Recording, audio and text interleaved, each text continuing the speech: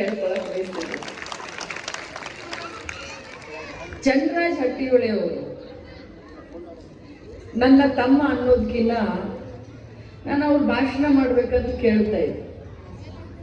ಯಾವುದಕ್ಕೋಸ್ಕರ ನಮ್ಮ ಪರಂಪರೆ, ಯಾಕಂತಂದ್ರೆ ಇಡೀ ವಿಶ್ವದಲ್ಲಿ ನಾನು ಜಾಸ್ತಿ ಭಾಷಣ ಮಾಡೋದಿಲ್ಲ. ಯಾವಾಗಿದ್ರು ಮಮ್ಮಿ ಹೇಳ್ತಾಳ, ರಾಜಕಾರಣ ಯಾಕೆ ಮಾಡ್ತೀನಿ, ನಿನಗೊಂದು ಮಠ ಕಟ್ಟಿಸ್ಕೊಂಡು ನೀನು ಪುರಾಣ ಹೇಳಕ್ ಶುರು ಮಾಡೋದು ಹೇಳ್ತಾರೆ. ನನಗೆ ನಮ್ಮ ತಾಯಿ, ಯಾಕಂದ್ರೆ ನಿನ್ ಭಾಷಣ ಶುರು ಮಾಡಿದಂತಂದ್ರೆ ಎಲ್ಲರೂ ಸುಮ್ಮನೆ ಕೂತ್ಬಿಡ್ತಾರೆ, ನೀನ್ ಮುಗಿಸಂತ ಯಾಕೆ ಮುಗಿಸಿದೆ ಅಂತ ಕೇಳ್ತಾರೋ. ಅದಕ್ಕೆ ಜಾಸ್ತಿ ಇವತ್ತು ಮಾತಾಡೋದಿಲ್ಲ. ನಾನು ಚಂದ್ರರಾಜ್ ಭಾಷಣ ಮಾಡೋದನ್ನ ಕೇಳೋದು. ವಿಶ್ವದಲ್ಲಿ ಅತ್ಯಂತ ಶ್ರೀಮಂತ ಸಂಸ್ಕೃತಿ, ಶ್ರೀಮಂತ ಆಚಾರ, ಶ್ರೀಮಂತ ಪರಂಪರೆ ಯಾವ ದೇಶದಿದೆ ಅಂತಂದ್ರೆ ಅದು ಹೆಮ್ಮೆಯಿಂದ ಹೇಳೋಣ, ಅದು ನಮ್ಮ ಭಾರತ ದೇಶದ್ದು.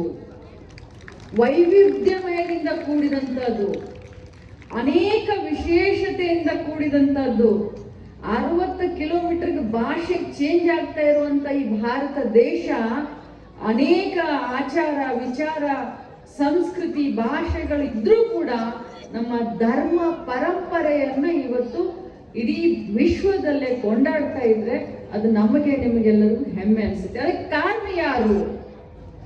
ಕಾರಣ ಯಾರು ಅಂತಂದ್ರೆ ನೋಡಿ, ವಯಸ್ಸಿನಲ್ಲಿ ಬಹುಶಃ ಎಲ್ಲರೂ ಅಪ್ಪರ್ನೊಬ್ರು ಏನಾದ್ರೂ ನಮ್ಮ ವಯಸ್ಸಿನವ್ರು ಇರ್ಬೋದು, ಬಟ್ ಉಳಿದವ್ರು ಎಲ್ಲರೂ ನನಗಿನ 10 ವರ್ಷ ಸಣ್ಣವ್ರು. ನಾವು ವಿಚಾರ ಮಾಡ್ರಿ, ನಾನು ಯಾವಾಗಿದ್ರು ಒಂದು ಮಾತನ್ನ ಹೇಳ್ತಾ ಇರ್ತೀನಿ, ಗುರು ಹಿರಿಯರು ಇಲ್ಲಿದ್ದೀರಿ, ನನಗೂ ಒಬ್ಬ ಮಗ ಇದ್ದಾನ, ನಿಮಗೂ ಮಕ್ಕಳಿದಾವ, ಸಮಾಜಕ್ಕೋಸ್ಕರ ಮಠಕ್ಕೋಸ್ಕರ ಒಬ್ಬ ಮಗನ್ ಕೊಡು ಅಂತಂದ್ರೆ ಯಾರಾದ್ರೂ ಕೊಡ್ತೀರೇನು? ಇವಾಗ ಹೇಳ್ರಿ, ನಾನಂತರೂ ಕೊಡುವುದಿಲ್ಲ.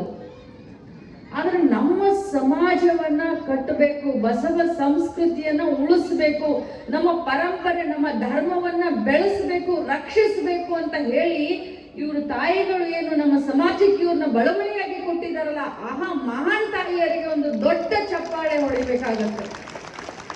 ಅವರ ತ್ಯಾಗ, ಮಗನ ಸಮಾಜಕ್ಕೆ ದಾರಿ ಎರೆದು ಕೊಟ್ಟಿದ್ದಾರೆ. ಎದಕ್ಕೋಸ್ಕರ ಇವತ್ತು ನಾವು 8 ದಿನದಿಂದ ಈ ಒಂದು ಜಾತ್ರಾ ಮಹೋತ್ಸವದಲ್ಲಿ ತಂಡಾಗ ಕುಂತು ಪುರಾಣ ಕೇಳೋದು, ಚರಿತ್ರೆಯನ್ನ ಕೇಳೋದು ದೊಡ್ಡ ಮಾತಲ್ಲ. ಆದ್ರೆ ಅವ್ರ ತ್ಯಾಗ ಎಷ್ಟು ದೊಡ್ಡದನ್ನೋದನ್ನ ನಾವು ಅದನ್ನು ಮೊದಲು ತಿಳ್ಕೊಳ್ಬೇಕಾಗತ್ತೆ. ಇವತ್ತು ಕಾಯಕವೇ ಕೈಲಾಸ ಅಂತ ಹೇಳ್ತಾ ಇದ್ರು ನನ್ನ ಬಗ್ಗೆ. ನಾನು ಒಂದು ಮಾತು ಹೇಳ್ತೀನಿರಪ್ಪ, ತಮ್ಮೆಲ್ಲರಿಗೂ ಒಂದು ಸಾಕ್ಷಿ ಇಟ್ಕೊಂಡು ಒಂದು ಮಾತನ್ನ ಹೇಳ್ತೀನಿ. ನಾನು ಕಾಯಕದಾಗನ ದೇವ್ರನ್ನ ಕಂಡಿದ್ದೀನಿ.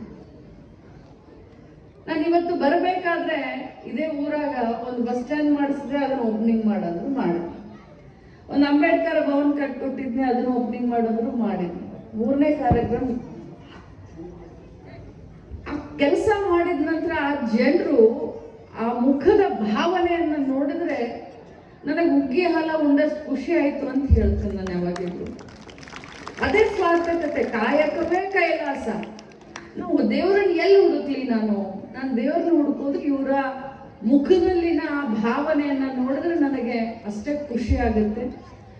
7.5 ವರ್ಷ ಆಯ್ತು ಕಾಲಿಗೆ ಚಕ್ರ ಕಟ್ಕೊಂಡು ಇಡೀ ರಾಜ್ಯದಲ್ಲಿ ಇವತ್ತು ನಾನು ಓಡಾಡ್ತಾ ಇದ್ರೂ ಕೂಡ ನನ್ನ ಕ್ಷೇತ್ರದ ಅಭಿವೃದ್ಧಿ ಪರವಾದಂತ ಚಿಂತನೆ ಆಗಲಿ ಅಥವಾ ಅಭಿವೃದ್ಧಿ ಆಗಲಿ ಯಾವತ್ತೂ ನಾನು ಕಡೆಗಣಿಸ್ಲಿಕ್ಕೆ ಹೋಗ್ಲೇ ಇಲ್ಲ. ಇವತ್ತು ಕೇಳಿದ್ರು, ಅಪ್ಪ ಆಧಾರ್ ಕಾರ್ಡ್ ತಗೊಂಡು ಹೋದ್ರ ನಮಗೆ ಬಸ್ನಾಗ ಸೀಟ ಸಿಗೋದಿಲ್ಲ ಅಂತ ಹೇಳಿದ್ರು. ಅದೇ ರೀತಿ ಇಲ್ಲಿ ಕೂತಂತವ್ರ ಪರ ಎಷ್ಟು ನಂಗೆ ಹೆಮ್ಮೆ ಅನಿಸ್ತೈತಿ. ನೀವು ಒಂದು ಬರೀ ಎಕ್ಸಾಂಪಲ್ ತೋರಿಸ್ತೀನಿ. ಇಲ್ಲಿ ಎಷ್ಟು ಜನರಿಗೆ ಗೃಹಲಕ್ಷ್ಮಿ ಬರುತ್ತೆ ಕೈ ಹತ್ರ ನೋಡ್ರಪ್ಪ.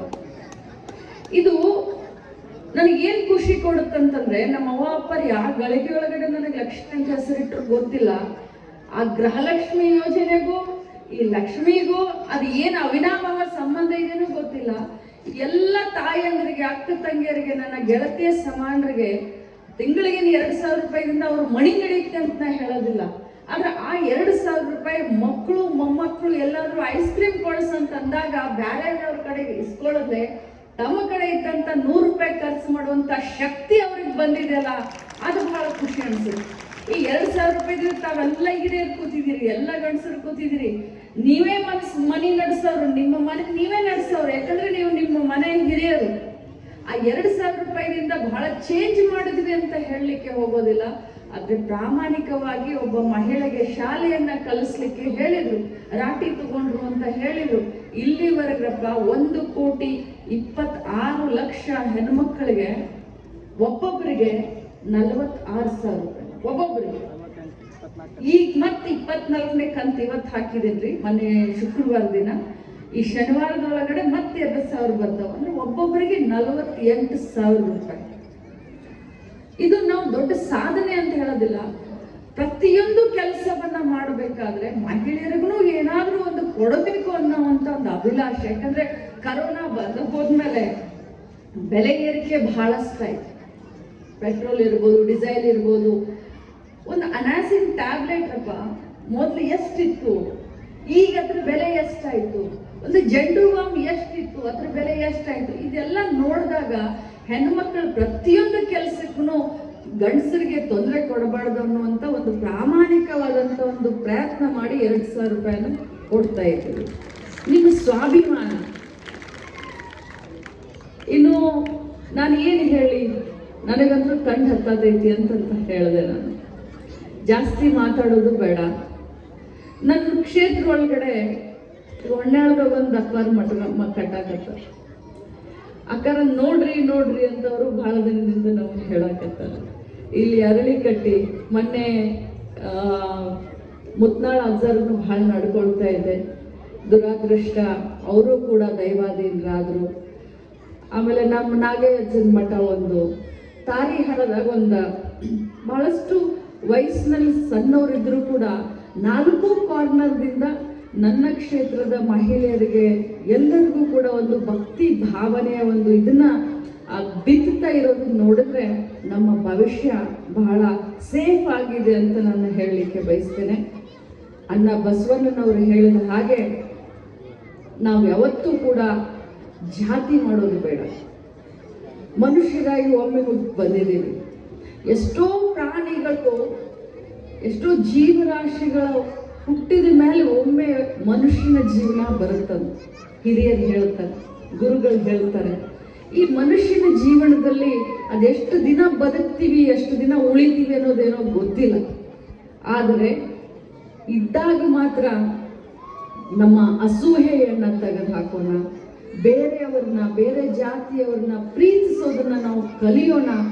ಅವಾಗ ಆ ಬಸವ ಪರಂಪರೆಗೆ, ಬಸವ ಧರ್ಮಕ್ಕೆ ಒಂದು ಅರ್ಥ ಸಿಗುತ್ತೆ. ಇಲ್ಲಿ ಪುರಾಣ 8 ದಿನ ಕೇಳಿ 9ನೇ ದಿನಕ್ಕೆ ಅವ್ರು ಯಾರೋ ಬೇರೆ ಜಾತಿಯವ್ರು ಅಂತಂದ್ರೆ ಅದಕ್ಕೆ ಬಸವನ್ನ ಒಲಿಯೋದಿಲ್ಲ. ಅದಕ್ಕೆ ನಾನು ಹೇಳೋದು, ತಾವೆಲ್ಲರೂ ಕೂಡ ನಮ್ಮ ಮುಂದಿನ ಭವಿಷ್ಯವಾದಂಥ ನಮ್ಮ ಮಕ್ಕಳಿಗೆ ಈ ಒಂದು ಪುರಾಣದ ಅರ್ಥವನ್ನ ನೀವು ಅವ್ರ ತಲೆಯಲ್ಲಿ ತುಂಬಿದ್ರೆ ಅವರು ಮುಂದೆ ತಮ್ಮ ಮಕ್ಕಳಿಗೆ ಈ ಸಂಸ್ಕೃತಿಯನ್ನ ಮುಂದೆ ತೆಗೆದುಕೊಂಡು ಹೋಗ್ಲಿಕ್ಕೆ ಅನುಕೂಲ ಆಗುತ್ತೆ. ತಮ್ಗೆಲ್ಲರಿಗೂ ಕೂಡ ಒಳ್ಳೇದಾಗಲಿ ಅಂತ ಹೇಳ್ತಾ, ಈ ಊರಿನ ಮಗಳಾಗಿ ಏನೆಲ್ಲ ಕೆಲಸ ಕಾರ್ಯಗಳನ್ನ ಮಾಡಬೇಕು, ಮಠಕ್ಕೆ ಏನೆಲ್ಲ ಮಾಡಬೇಕು, ಅಪ್ಪ ಅವರೊಂದು ಕೆಲಸ ಹೇಳಿದ್ದಾರೆ. ತಮ್ಮಗೂ ನಾನು ಆಲ್ರೆಡಿ ಹೇಳಿದ್ದೀನಿ, ಅದನ್ನು ಕೂಡ ಮುಂದುವಂಥ ದಿನದಲ್ಲಿ ಮಾಡ್ತೀನಿ. ಮತ್ತು ಬಸವಣ್ಣನ ದೇವಸ್ಥಾನ ಕಟ್ಟಿಸ್ತಾ ಇದ್ದೀನಿ. ಈಗಾಗಲೇ 50 ಲಕ್ಷ ರೂಪಾಯಿಯನ್ನ ಬಿಡುಗಡೆ ಮಾಡಿದ್ವಿ ಬಸವಣ್ಣ ದೇವಸ್ಥಾನಕ್ಕೆ. ಅದನ್ನು ಕೂಡ ಇನ್ನೊಂದೆರಡು ದಿನದಲ್ಲಿ ನೀವು ಹೋಗಿ ಒಂದು ಸ್ವಲ್ಪ ಇನ್ಸ್ಪೆಕ್ಷನ್ ಮಾಡ್ಕೊಂಡು ಬಾರಪ್ಪ, ಕಮಿಟಿಯವ್ರನ್ನೆಲ್ಲದನ್ನು ಕರ್ಕೊಂಡು ಆದಷ್ಟು ಬೇಗ ಆ ಬಸವಣ್ಣ ದೇವಸ್ಥಾನದ ಉದ್ಘಾಟನೆಯನ್ನು ಕೂಡ, ಆ ಗುಡಿ ಮುಗಿಸಿ ಅತಿ ವಿಜೃಂಭಣೆಯಿಂದ ಮತ್ತೆ ಎಲ್ಲ ಗುರು ಹಿರಿಯರನ್ನ ಕರೆದು ಅವ್ರ ಸಮ್ಮುಖದಲ್ಲೇ ಬಸವಣ್ಣನ ದೇವಸ್ಥಾನ ಉದ್ಘಾಟನೆ ಮಾಡೋಣ ಅಂತ ಹೇಳ್ತಾ, ಈ ಊರು ಏನು ಇಂಟರ್ನಲ್ ರೋಡ್ಗಳಿದ್ದಾವೆ, ಆ ರೋಡ್ಗೆ 1.5 ಕೋಟಿ ರೂಪಾಯಿ ಸ್ಯಾಂಕ್ಷನ್ ಮಾಡಿದ್ದೀನಿ. ಟೆಂಡರು ಆಗಿದೆ. ಅತಿ ಶೀಘ್ರದಲ್ಲೇ ಊರು ಒಳಗಡೆ ರೋಡ್ಗಳು ಕೂಡ ಅತಿ ಶೀಘ್ರದಲ್ಲೇ ಶುರು ಆಗ್ತವೆ ಅನ್ನೋದನ್ನ ಹೇಳ್ತಾ, ಈಗಾಗಲೇ ಸ್ಕೂಲಿಗೆ ಕೂಡ 4 ರೂಮ್ಗಳನ್ನ ಕೊಟ್ಟಿದ್ದೀನಿ. ನೀವೆಷ್ಟೋ ದಿನದ ಬಹುದಿನದ ಬೇಡಿಕೆಯ ಒಂದು ಬ್ರಿಡ್ಜ್ 2 ಕೋಟಿ ರೂಪಾಯಿ ಖರ್ಚು ಮಾಡಿ ಆ ಬ್ರಿಡ್ಜ್ ಕೂಡ ಕಟ್ಟಿಸಿಕೊಟ್ಟಿದ್ದೀನಿ. ಇನ್ನೂ ಏನಾದರೂ ಕೆಲಸ ಕಾರ್ಯಗಳಿದ್ರೆ ಈ ಊರಿನ ಮಗಳಂತ ಬಹಳ ಹೆಮ್ಮೆಯಿಂದ ಹೇಳ್ತಾ ಇರ್ತೀನಿ. ಆ ಎಲ್ಲ ಕೆಲಸ ಕಾರ್ಯಗಳನ್ನ ಮಾಡೋಣ ಅಂತ ಹೇಳ್ತಾ, ಪೂಜ್ಯರು ಬಹಳಷ್ಟು